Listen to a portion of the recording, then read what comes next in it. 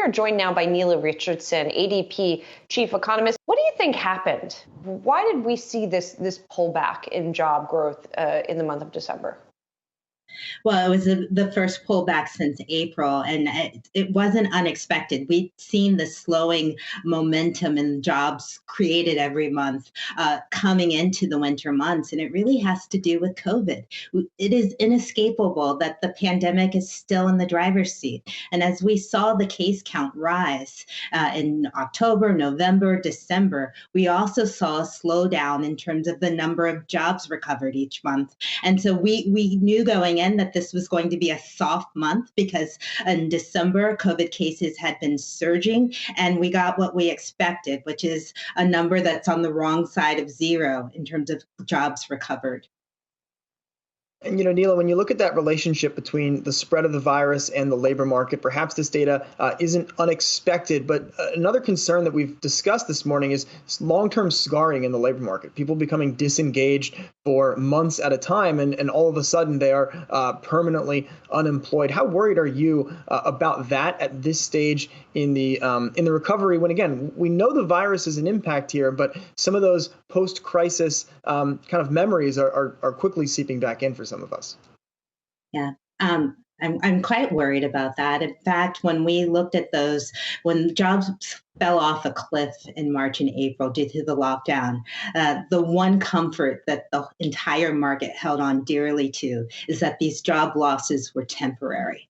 And as the COVID crisis is extending longer and longer, we are worried that the job losses actually move from temporary to permanent. And we know that this has long-term effects on workers in terms of their reentry into jobs. But there's a second worry that feeds into this permanent job loss scenario. And that worry is, where are these firms? We're not just looking at disappearing workers and jobs. We're looking at disappearing firms, especially in leisure and hospitality. These smaller firms who had to shut down or are operating at reduced capacity still have some struggles in the months ahead. And even though I share a lot of the market's optimism about the long-term prospects for the economy, the pent-up demand, the low interest rates, the institution of new stimulus, in the short term, on the street, there is some struggle for small firms and for low-income workers who are most tied to these service sector jobs.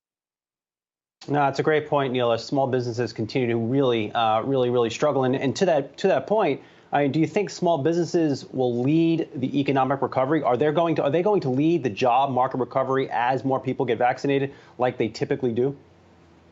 Good to see you.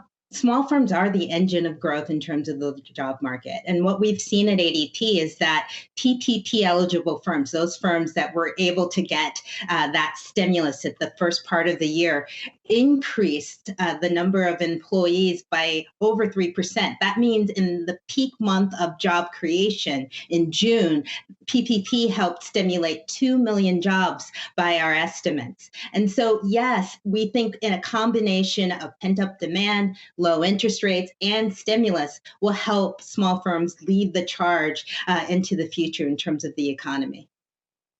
Nela, since you mentioned stimulus, I also want to ask you about the checks, right? Because there is this view growing that we will see this next Congress consider another stimulus bill. What is the magic number in terms of the checks? Is it 2,000? Is that the right number to really help bridge the gap until we get more people vaccinated and come out of this?